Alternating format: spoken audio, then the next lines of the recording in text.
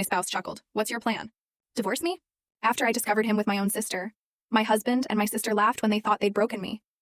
But trust me, they stopped laughing the moment they saw what I was putting in that suitcase. What the hell did they think was going to happen next? Honestly, that day started just like any other. Painfully, utterly normal. I remember leaving the office around 5 p.m. feeling that deep satisfaction that comes from a really productive week. You know, the kind of week where you feel like you've actually built something. And I have. I'm a partner at an architecture firm, one I helped build from the ground up, brick by brick. The hours are long, sure, but I love the work.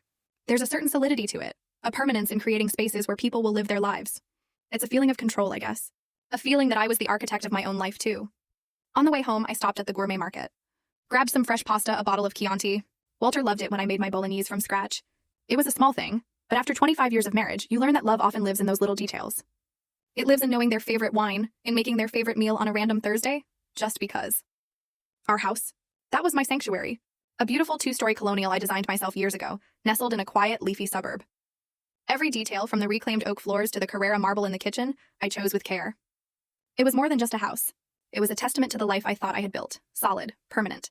When I got home, Walter was already there. In the living room, supposedly reading the paper, but I could see his phone propped up behind it. Hey you, I said, dropping my keys and the grocery bags on the hall table. Smells like you showered. Long day, he mumbled, folding the paper with a rustle. Thought I'd wash it off. He came over and gave me a quick, almost perfunctory kiss on the cheek. It was routine, practiced, the kind of kiss that means nothing more than habit. We made dinner together. Well, I cooked, and he leaned against the counter, telling me about his day. His boss was a jerk.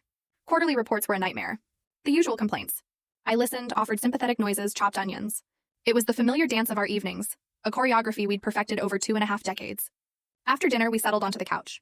It was a plush, custom-made sectional in a soft gray fabric. I remember it took me 6 months to choose. 6 months! I spent an absurd amount of time on paint swatches and fabric samples, all to create this perfect, peaceful home. The gas fireplace was on, just for the ambiance, its soft orange light flickering across the framed photos on the mantelpiece.